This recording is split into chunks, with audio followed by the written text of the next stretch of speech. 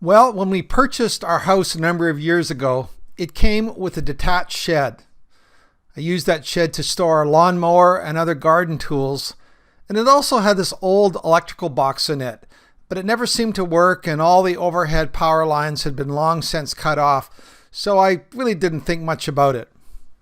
Last summer, I decided to do a major overhaul of the shed by completely removing one of the walls. So I ripped off the drywall and the studs, and I came to the electrical box and I grabbed a set of tin snips. Grabbing them, I clamped down the wire and began to snip it, and immediately was pushed back like with this incredible jolt and this shower of sparks when I cut into the wire.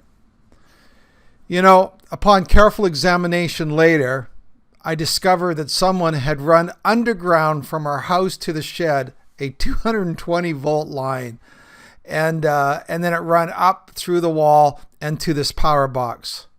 So that was my lesson on electrical 220 and power boxes and just assuming that something was dead.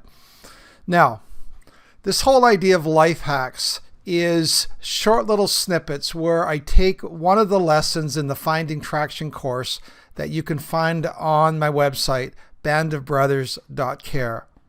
And what I do in the lesson is I simply give you a brief snapshot about what the course or what the lesson is about and what it kind of walks through in terms of dealing with. Now, lesson number 5 is all about the power of technology. Now, as you go through it, you realize, and as we look at our lives, you realize for those of us who struggle with porn, that technology feels a lot like that 220 volt line that I tried to cut with those tin snips.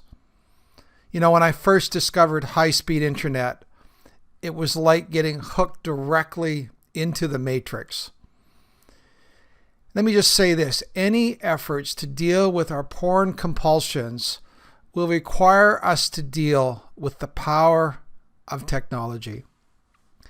Any effort to deal with the underlying issues behind our porn use will first require us to find a way to turn off that stream, which is essentially running directly into our virtual cerebral cortex.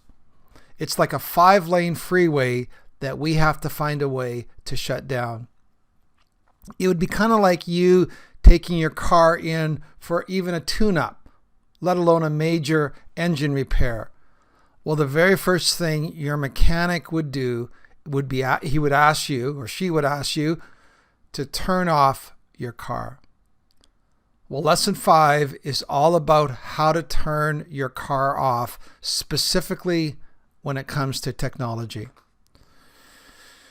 So let me just say this, when it comes to your day, I hope you have a great day. I would encourage you, if you ever contemplate cutting through power lines with tin snips, you first look at as to where that power line runs from. But again, lesson 5, I encourage you to take a look at, and I hope you have a great, safe day. Until next time.